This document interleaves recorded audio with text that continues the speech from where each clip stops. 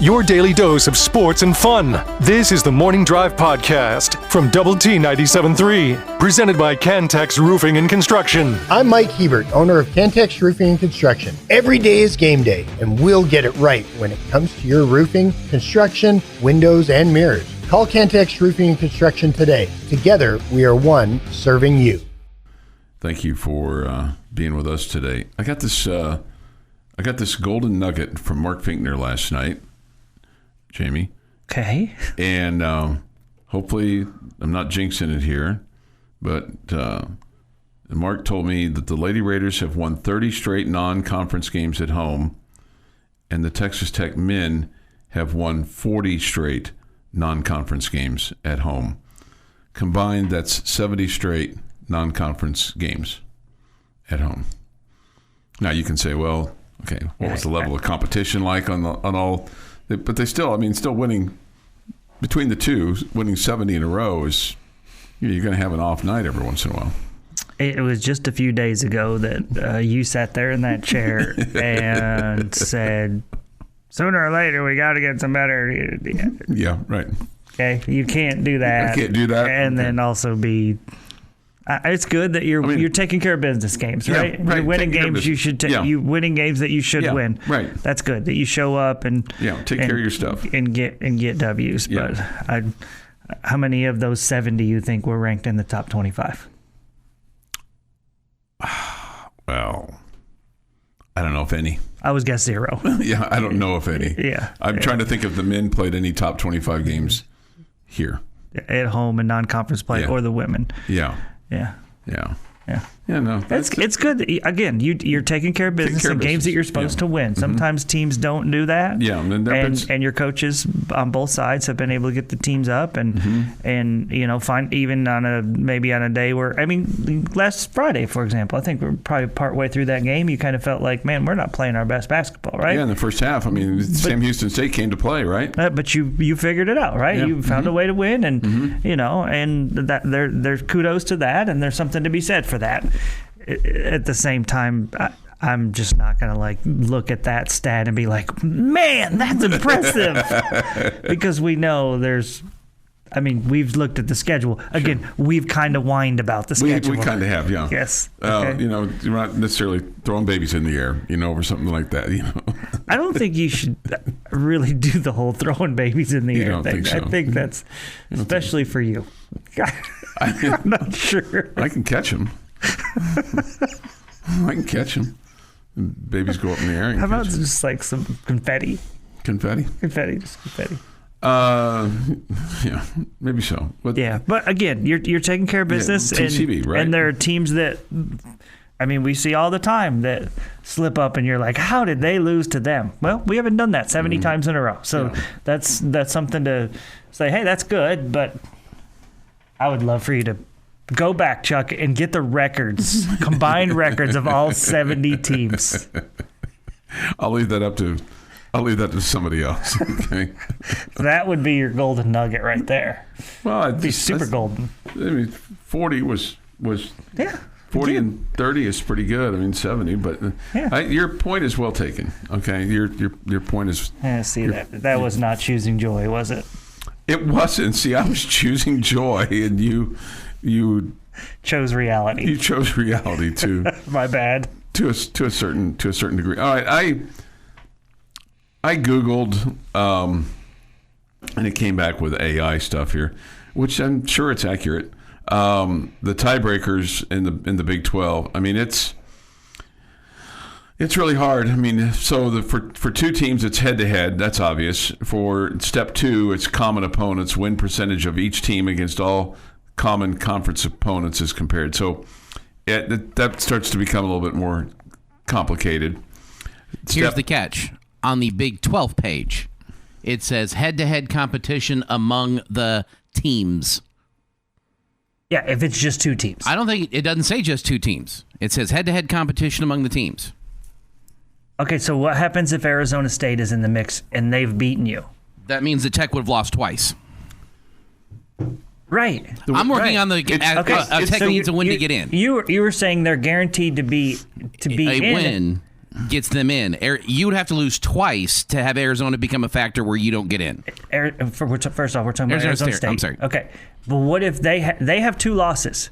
You said Saturday guarantees that they're ahead of you. They have 3 losses. No, that's Arizona. That's 3 losses. Sorry. I'm working on the whole Big 12 schedule and all of the scenarios. The winner of the game between the 2 tied teams is ranked higher. That's step 1.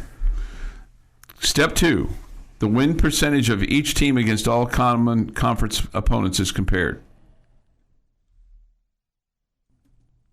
Step 3, next highest common opponent. The tied teams' records are compared against the next highest common opponent in the conference standings based on their order of finish.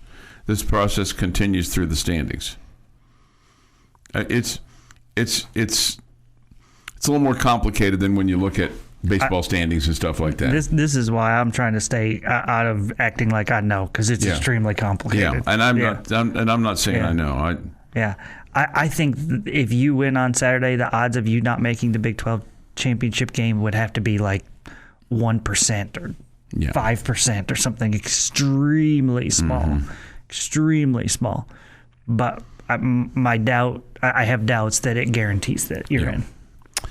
I want to buy tickets for the Big 12 Conference Championship game. Do you all know if Tech would be the home team or the visiting team?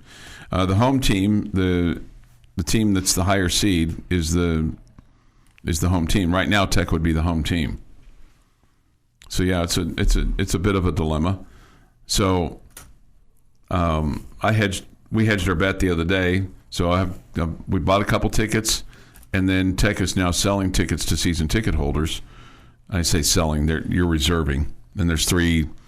At my level, there was 3 levels. There's 1, 2, A, B, and C. Okay, so we'll see in our case, we'll see which ones are better or which ones are more with the Tech people, and we'll kind of see what happens. But yeah, it's. I think it's going to be. I think if Texas Tech is in there, it's going to obviously be an interesting ticket. Definitely in Lubbock, Texas, it will be. Yeah, 90,000 people, or more. However may fill in that place or sit in that place and stand can probably do it as best they can. So that'll be fun. Hopefully it is fun. The Morning Drive podcast from Double T 97.3 is presented by Cantex Roofing and Construction. Drive time for this day in sports history. Today is Thursday, November the 13th. Here is Jeff McGuire with this day in sports history. Giving us an example of why we should never listen to politicians. 1958, New York City Mayor Robert Wagner. I don't know why I'm reversing the R and the W there. Robert announces plans to begin a new baseball league called the Continental League to fill the void created by the Giants and the Dodgers moving to the West Coast. Didn't really work for him, did it? All those great teams from the Continental League that are coming to mind. Mm-hmm. And players, too. 1973, Oakland A's Reggie Jackson wins the AL MVP unanimously. He's a pretty good year that year. 1976, in icy conditions, because, why not?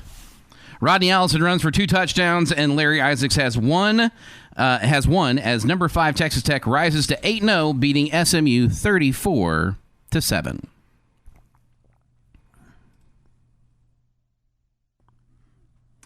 In 1984, Chicago Cubs infielder Ryan Sandberg wins the National League MVP award.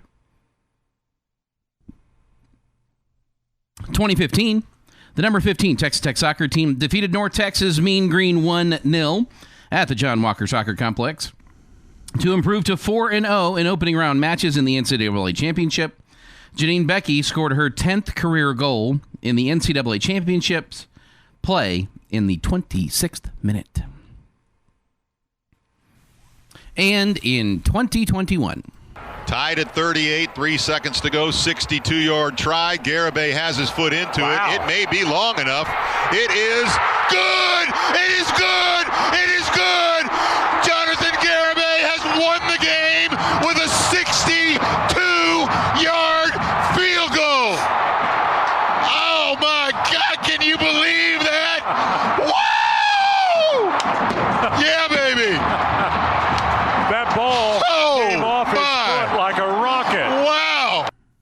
Remember, that kick was only good because Joey McGuire had been hired earlier in the week. and that got you bowl eligible at 6-6, and here we are 4 years later. You're on the verge of playing for a Big 12 championship. I think I don't think that was the last game of the season. No, it wasn't. Didn't get you to 6. Yeah, Texas next. Yeah, it got you to 6-5. It got you to a 6th win. Okay, got you bowl eligible. Yes, correct. I think that's Brian Jensen's best call. He's got plenty of good ones. Don't get me wrong. Mm-hmm. I think that one is fantastic. I mean, there's a reason it's in the Hall of Fame highlight folder. Yeah. Mm-hmm. So that we can easily grab it whenever the need should arise. Mm-hmm. It is National Indian Pudding Day. Okay. So it's got like the little brown stuff sprinkled on top of it? Brown sugar? Cinnamon? No, probably? No, I don't know what it would be. Well, Indian pudding is a traditional American dessert that originated from indigenous Native Americans tribes, particularly in New England. It's made of cornmeal, molasses, milk, butter, and spices like cinnamon and nutmeg, resulting in a warmed baked custard. Oh, it's like a custard. The dish has historical roots, as it was created by American colonists who adapted a similar English dish using cornmeal instead of oats. Indian pudding is often served warm, sometimes with vanilla ice cream. What's Jamie's number one highlight call in the Hall of Fame folder? I can't do the LSU call because Jamie hates the LSU call. Okay. And like if is there a stealing of home of a Texas guy or something like that? There's a Kurt Wilson call. There's a couple others in there. Okay. There's an Eric Gutierrez home run in the College World Series. That's in there. It's just when actually my best work is done when Haxton is calling a great moment and I'm just over there with like my face in my hands just trying to catch my breath from the excitement. And remember, that's really where I do my best work. Okay. The hacks when he catches the foul ball, that was Jamie. That was the guy doing all the talking at that point. That's what I'm best known for, being the guy next to the guy. Yeah, no, I understand.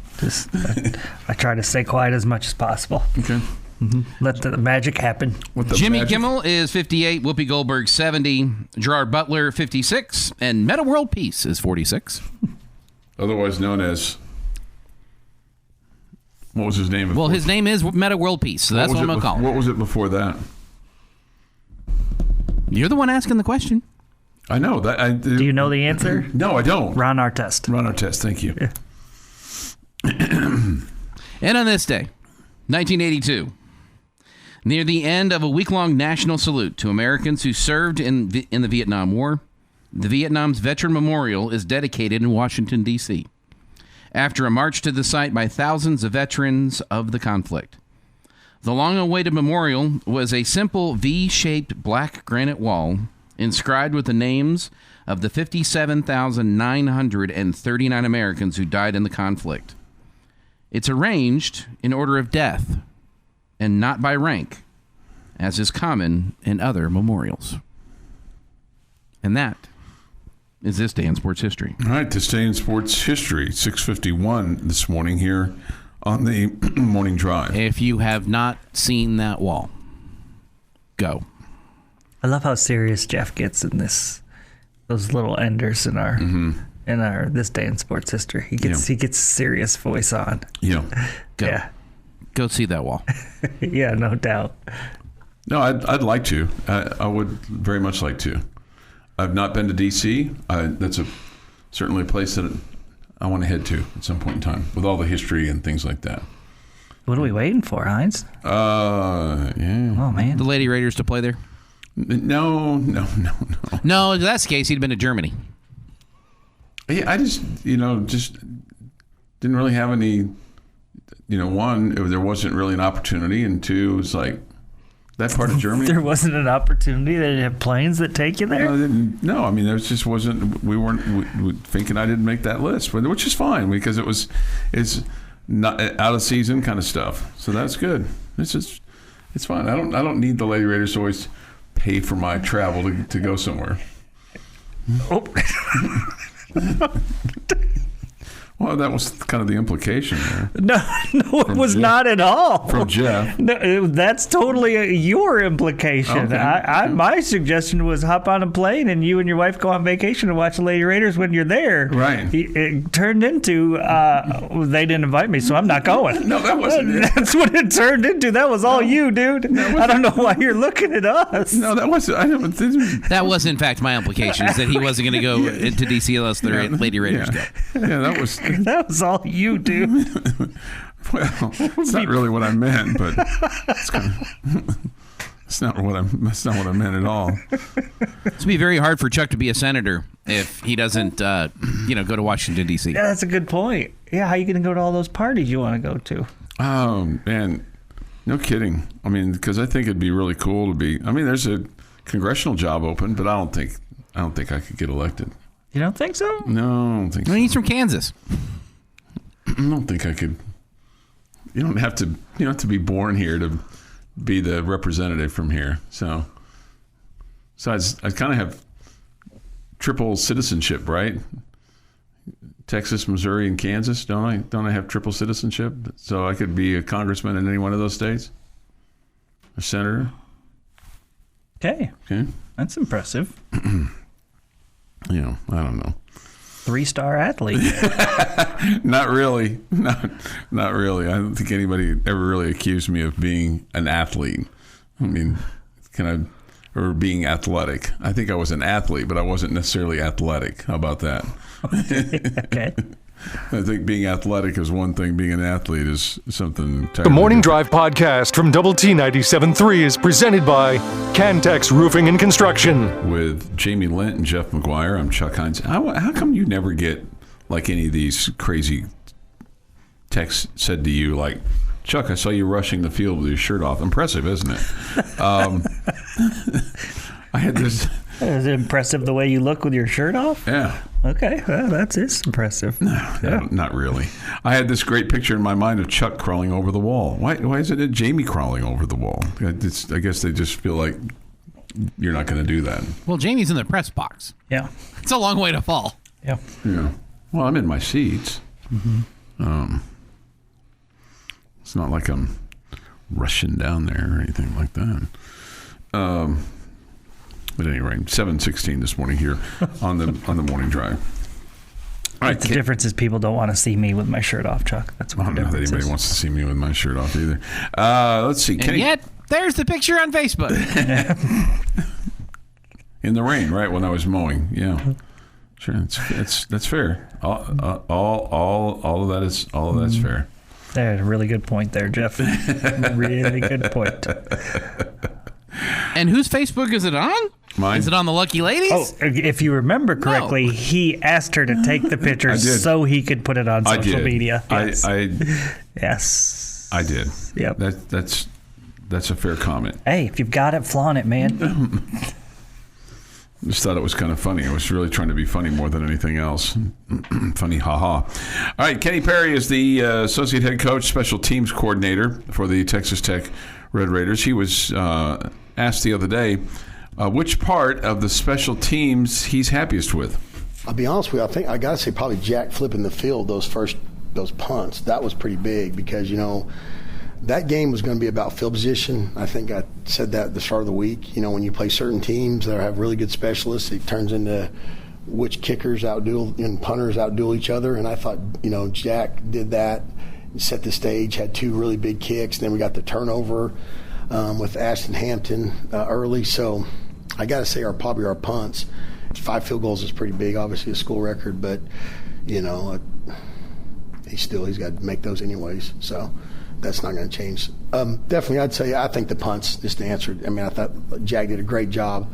Thought we protected and covered, and I thought that was pretty good. And when you think about it, like over the years, I think sometimes that the Texas Tech punter has been a position that has been a little bit overlooked in terms of It's a punter. Well, I know. Every team's punter is overlooked. I know. Austin McNamara's he's in the pros. Yeah, but he's a punter. I know, but I mean, Yes. I know he's a punter, but I mean, He's like the one Red Raider we never want to see. Yeah. Yeah, I think Jack was terrific on Saturday. I stated that on Monday, and I thought really, really good. But I don't think any school is like highlighting their punter very often. Like punter you or anything like that. I mean, because we've had our fair share of good, really. We've had good ones, no doubt. Really good punters. I mean, and I know that you don't want to use them, very often. But I mean, when you need them, you need them. I mean, we don't see very many muffed punts or crazy kangaroo kicks that go out of bounds 25 yards down the field or anything like that. Mm-hmm. You understand the muffed punt is coming from the returner, not the punter themselves. Yeah, but I mean, like when they snap it back to the punter. And, okay, the punter doesn't drop. I don't think that's called a muffed punt. Okay, whatever. That would be a punter dropping the ball. Okay. But I mean, the crazy kangaroo kicks that go out of bounds, 12 yards down the field or something like that. Yeah, we haven't had any of those that I can remember this year. Yeah. This, uttering our punter is overlooked, personifies Chuck. Again, I'm not sure that's a compliment, but... Well, it's good that you can appreciate that part of the game. Everybody appreciates the quarterback and the wide receiver and the linebacker with a mustache, but does enough people appreciate the punter? And I think you have a strong appreciation for anything that comes with kickers, which is shocking that you're not a soccer fan. Well, I think your favorite football players use their feet more than their arms and legs, yet you're not a soccer fan at all. Okay. It's just odd. Well, I mean, I have a great appreciation for soccer, much like hockey. Okay. Uh-huh. So, I mean, I just it's just not something I just sit down to watch. Soccer is one of those sports to me. It's like golf that I watch. I'm amazed, and again, it's partly because I can't do any of the things myself. But, the athletic abilities. Well, the way that they manipulate a kick to make it, slice and curl and hook and all that stuff, and the accuracy when they're hitting top shelf and all that is spectacular to me. And I say the same thing when I watch golf. I don't say it about basketball because I can pick up a basketball and even an NBA 3, I can make a couple out of 10, whatever. So it's not like, oh my goodness. But when golfers are like hitting shots over the top of trees and dropping it, in a bucket 5 feet from the pin, I'm like, that's a skill that I'll never have in my life. Yeah. Yeah. And soccer players the same way, the way they manipulate with a kick, the way they can make it hook or whatever. It's so impressive to me. I used to really understand the indoor game, but the soccer purists, view the indoor game as a bastardized version of it, which I understand. It's just different. Yeah, it's different. I get it. Okay, Coach Perry, speaking of kickers, was talked about his conversations with Upton Bellefonte and Stone Harrington about making Stone Harrington the starting kicker. No, there wasn't. I mean, it's you guys know I've said it before. It's about just winning the job. I mean, I've always given everyone a shot. That's one thing I think my whole career I've been pretty fair with, and it's just kind of one of those deals. Every year it's happened. It happened the first year with Wolf. I can go back to the exact same situation him and Gino were in, battling out. He beat out Gino, and he was the kicker. And then Gino did the same thing a couple of years ago. He won the job. And then this year, Stone's won the job, and it's not a. I hope he keeps it because I think Upton's a battler too, and I think he's gonna give it everything he's got to try to start kicking again. And Ian Hershey's another one. I mean, Ian's that guy's doing both for us. So I'm glad he's here, and he's a good coach. I think he's going to be a really good coach when he decides after whatever his playing days because he's really good as far as kicking and punting technique, stuff like that. So whoever it is they're gonna compete and they're gonna win the game for us, whatever we have to have. And that's really kind of the first acknowledgement of, even though we've seen it firsthand, of when they roll out Stone Harrington out there for every kick, in terms of extra point and field goals. It's like, okay, well, it's obvious now he's the kicker, but there wasn't like some kind of Stone Harrington's the kicker. Yeah, no smoke signals or anything. Nothing. You're getting the hang of this now, aren't you? Sure am.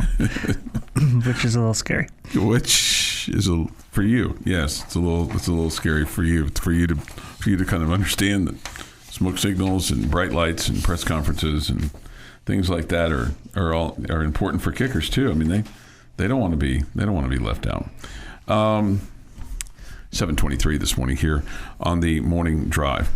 Watching the PGA in person is amazing the way they move the ball. I'm sure it is. I'm sure it is. No doubt. It's kind of like, it's like anything when you see it up close and personal, like, watching the NBA from courtside seats or down low seats, just the athletic ability that those guys have is crazy. The way that they move up and down the floor, regardless of how you feel about the NBA, it's still impressive. No doubt. My son and I were at the game of the 62-yard kick. I had a bad knee, was 60-something, but he really wanted me to go over the wall. I didn't, and I still regret it to this day. Retired second-grade teacher. Okay. Bad deal. Bad deal. This is the Morning Drive Podcast from Double T 97.3.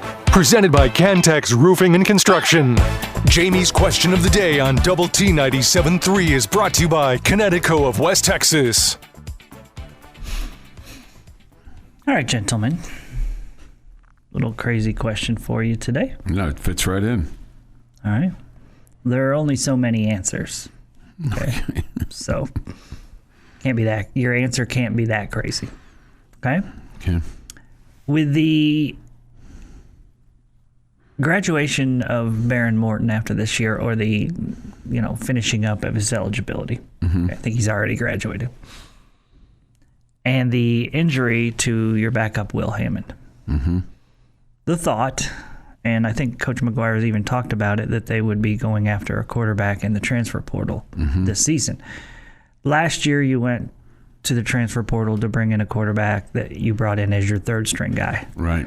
This year, the thought would be, because of how long the injury is with Will Hammond, that you would have to go to the portal to go for a guy that you expect to start. Or at least be a big competitor to Will. I don't think Will's going to be ready at the beginning of the season. Okay. And there is that possibility. You're right. I think that's Will might not be ready till halfway through the season. Yeah, I think that's a great possibility. He's not going to be ready before the season. So it's a 10-month injury, so yeah. Okay. So there is also talk that it could possibly be even a quarterback that's already in this league. All right?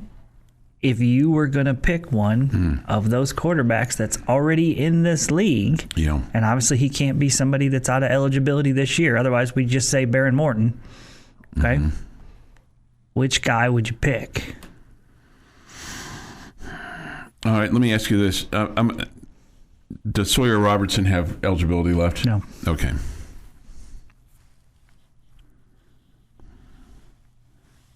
Neither does Jalen Daniels. Okay.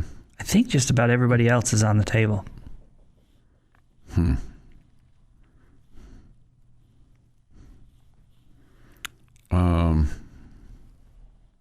Factor in how many years they have left.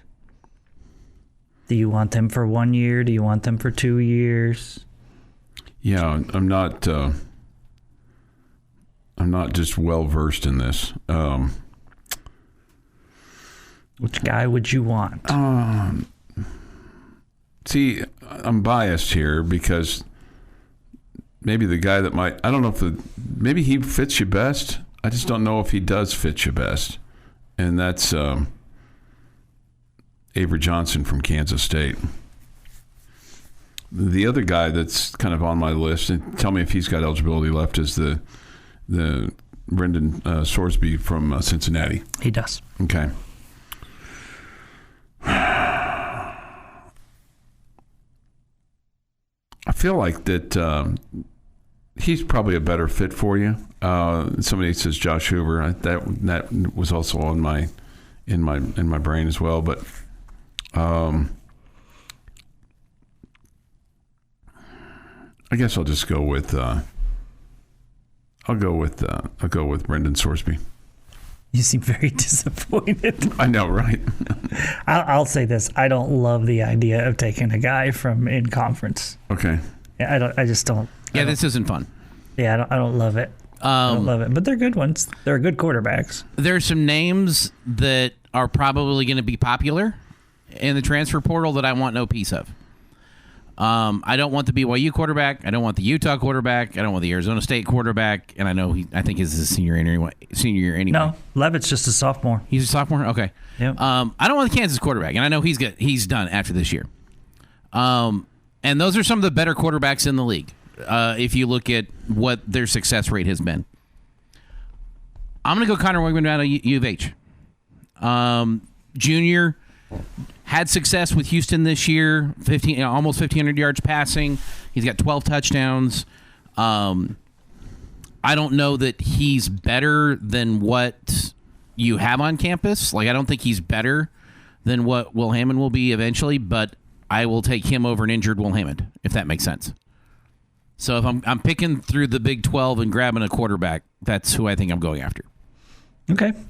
I think Connor Wigman is definitely very high on my list.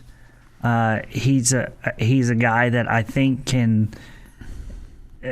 He's versatile as far as he can run the ball as well. He's thicker, and it looks like he takes the pounding a little bit better. I also feel like, although we ultimately knocked him out of the game, I also like that. I think he veteran. He throws the ball. He doesn't have a ton of turnovers. He's not like a gunslinger that's super high, super low kind of a guy. He would be high on my list. I think Josh Hoover is probably the most talented, but I'm sorry. I don't want a player from one of our rivals. I just don't. I also think he's like a high-risk, high-reward quarterback too much. He is the gunslinger that I was just speaking about, that will throw a bunch of touchdowns, but he'll throw a bunch of picks too. And I just don't want that guy. Brendan Sorsby's my answer. He's a veteran guy. I think he's a smart quarterback. He can run it. He can throw it. All the above. Sam Levitt, I feel like there's a rivalry now going on with Arizona State and Texas Tech. I just don't want a guy that I've been so adamantly against. Now I don't want to bring him into the fold and now root for him. I just don't. Even though I think he's really talented. I also don't think he's a bad guy. Yeah. That helps. Like if he were to head this way. Yeah, no, I agree. I agree with that. I like the way he plays. Like Rocco Becht would appeal to me. I don't think he is as high risk, high reward. He's just kind of basic. I don't want Avery Johnson's a family and drama that comes with Avery Johnson. Yeah. The hair out of the helmet's a problem too. No, thank you. I'll take Bear Bachmeier. I don't know why you were against him. Blah, blah. That's really why. He's blah. I'll just say this. If he comes here, he has to change his number. Okay? Yeah, there has to be a rule. I'll just say this. I think there is going to be pressure on the head coach and the general manager of this football team from the powers that be, and in other words, from the guys that are writing these checks to go out and get the very, very, very best quarterback that you can get in the portal. Because they're going to say, if you had listened to me and gone out and gotten the very best quarterback in the portal this year and not been loyal, which is hard. It's hard. That's hard for me. I'm a loyal guy. You wouldn't be in the position maybe that you're in with having an injured quarterback. Who's saying if you had listened to me? I think that they wanted him. Who's Coach, they? The Cody Campbell and those guys that are paying for these players to go out and get a quarterback in the portal last year. Your daily dose of sports and fun. This is the Morning Drive Podcast from Double T 97.3, presented by Cantex Roofing and Construction. Sounds like we got a Dallas Stars game tonight. What tipped you off? The Dallas Stars, Dallas Stars, Dallas. It's kind of a catchy song. Yeah, it is. I mean, they do a good job with that. They do a really good job with that. Thoughts, comments, Yates Flooring Center chat line. Go to the Double T 97.3 mobile app for that. Visual Edge IT hotline is open too at 806-771-0973. We come to you from the First United Bank studio. Going back to our conversation right before the boom, boom, boom, with regard to the quarterback situation, I do think there was a conversation. It's my understanding, my belief, that there was a conversation about should they go get a quarterback given the health of Baron Morton, and could he stay healthy? Because again, what Coach McGuire has said is he said, I'm kind of surprised it's other injuries and not the shoulder that's giving him the problem this year.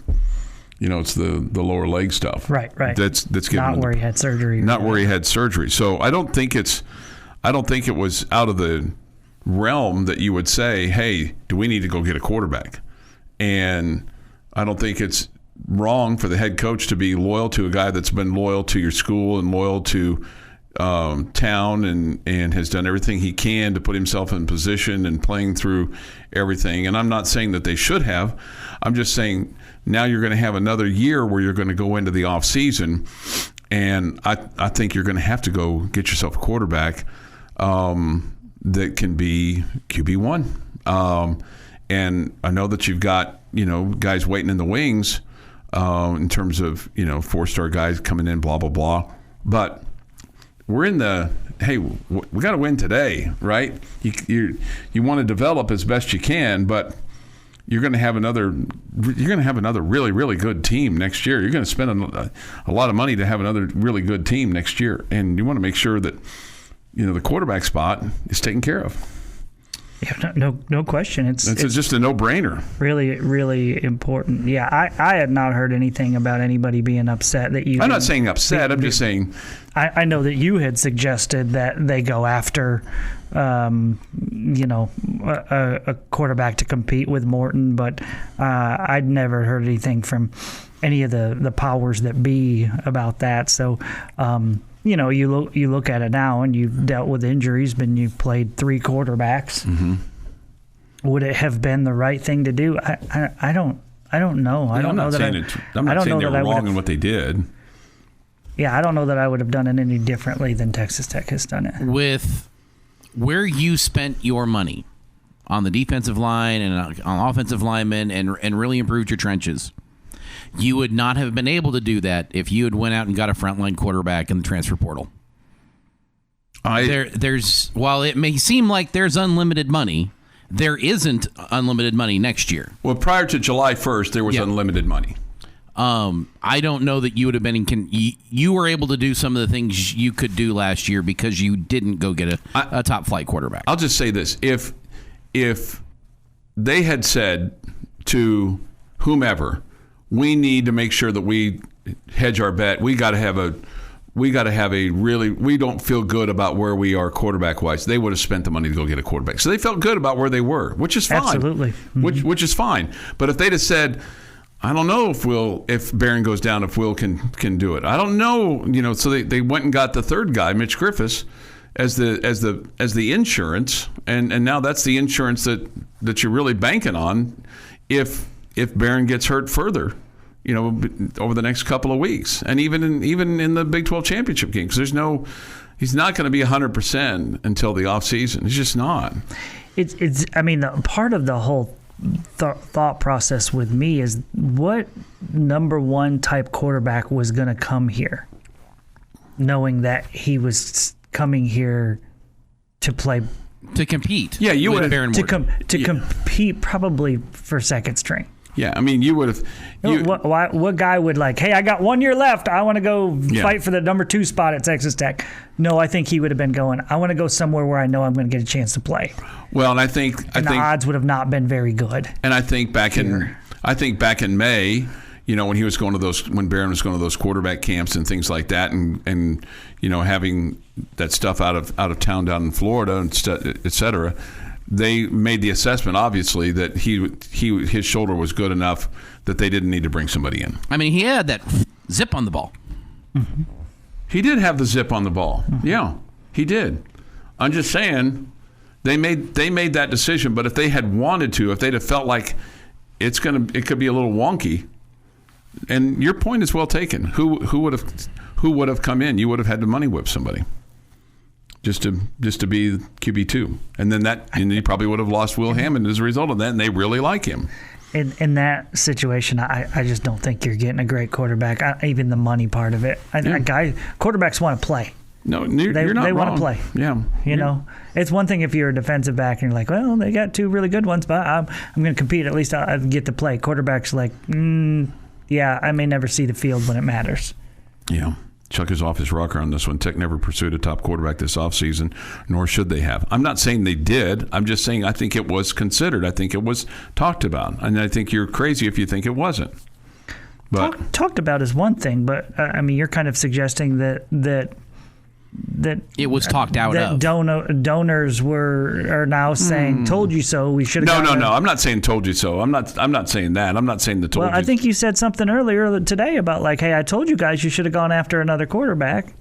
Well, if I said it like that, I didn't necessarily mean it quite like that. I'm just saying I don't remember what his exact words were, but that's what it felt like to me. Okay. Yeah. And all I'm saying is that I think that there was conversation about should we go get a quarterback, and it was like, no, we're going to stick with this, blah, blah, blah, blah, blah. And hindsight's 20/20. That's easy. That's easy to say. Well, I guess we should have. But nobody. You didn't really think that. Not only was Barron going to have a problem. You may have thought that going in, but that Will was going to have a knee injury because you thought like, well, he's going to be your number 2 if Barron goes down. And I don't think the thought. Of course, people think people get injured all the time. Anyway,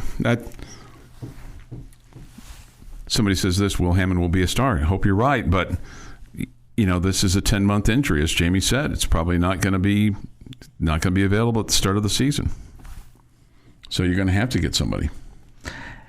Yeah, no question. Whether you think Will Hammond is the future or not, and you've just got a commitment from the number 1 quarterback in the country and all that good stuff, but upcoming. But whether you think Will Hammond is the guy or not, I don't think he's going to be ready for the start of the season. So you better have somebody, that can play to begin the year. Yeah. This has been the Morning Drive Podcast, presented by Cantex Roofing and Construction. Check out our library of Double T 97.3 podcasts at doublet97.3.com.